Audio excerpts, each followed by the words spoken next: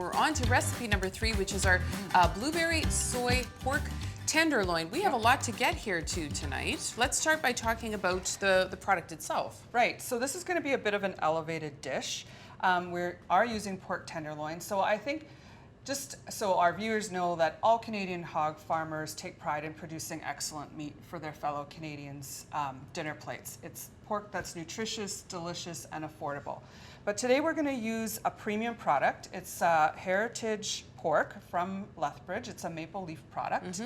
And as you can see, this particular label also bears the verified Canadian pork. Okay, and we do actually have a couple of processing plants here in Manitoba, correct? Yes, Maple Leaf has 2 processing plants here. This particular product is processed in Lethbridge. It's one of their custom facilities that caters to very specific markets, so that's where that product is from, but it's available in Western Canada and in Ontario. And I guess if you ever want to find out more, you can always go to verifiedcanadianpork.com. Did I get that right? Yes, okay, you did. Awesome. So on to the tenderloin.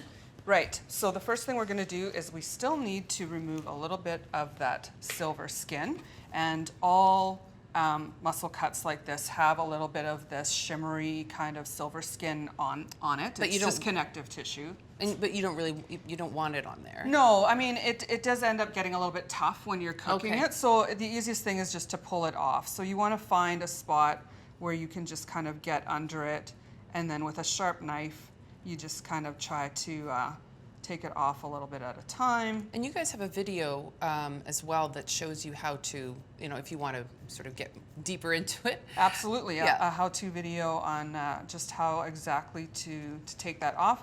But it does take a few minutes, and but essentially you want to get all of that white off. Is that right? Underneath it a little bit. Yeah. The key thing is the sharp knife, right? Sure. But at the same time, you're trying not to take off too much of that meat. Right. Because a little bit of fat is good. It helps baste things as it's cooking. I was just thinking there's not a single knife in my kitchen that would be sharp enough to actually do that. And then just a little bit of that fat too, if you don't want it on there, but it's no big deal. So that's one of the great things about a premium product like this, is that virtually the tenderloin is kind of already clean for you. You don't really have to do a whole lot. Yeah. Now we're going to marinate it. So every good marinade has an oil, an acid, and some spices. And so we are going to marinate in our blueberry jam-based marinade. Sweet, savory, see? So we have a mixture of blueberry jam, some soy sauce in there for that little bit of salt, lemon juice, canola oil, ginger, and garlic. And you end up getting about 2 cups of marinade, and we're going to put our tenderloin in the whole amount with the exception of about the half cup that we've reserved. Set some aside. So you need to remember to set some aside, because that is going to make our sauce. And then obviously you're going to want to make sure that the whole thing is covered. Thanks for putting that all the way over there, by the way. Yeah, I mean, wearing white. Look at it. Look how great this is. Thank you. Yeah. So I'm going to go wash up. Okay. Just to. So do you want me to get started on the? Yes. Okay. Get started on the sauce. So we've got, this is some stock here, obviously. Okay. So we just add all of this in. Yeah. So we've got about half a cup of chicken stock that we're adding into our reserved marinade. And that is going to end up becoming the basis of our sauce. All right. And so what has to happen here? This is going to thicken up, obviously. So yes. So you would kind of let it boil, let it simmer for about 15 minutes, 20 minutes, half an hour, however long it takes, just to reduce it down. It's going to start to thicken. One thing that will really help is if you add in a handful of fresh blueberries. So I'm going to do that now. I love blueberries, so you can always add in more than a handful. Right.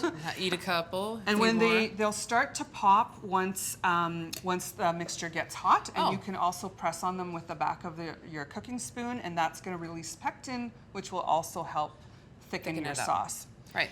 And then with our tenderloin, it would go, you can cook it 2 ways. You can either cook it in the oven at 400 for about 20 to 25 minutes, or you can do it on the grill, sear it, and then cook it on indirect heat. In both cases, you want that end temperature to be about 155 degrees Fahrenheit, and then you're going to tent with foil.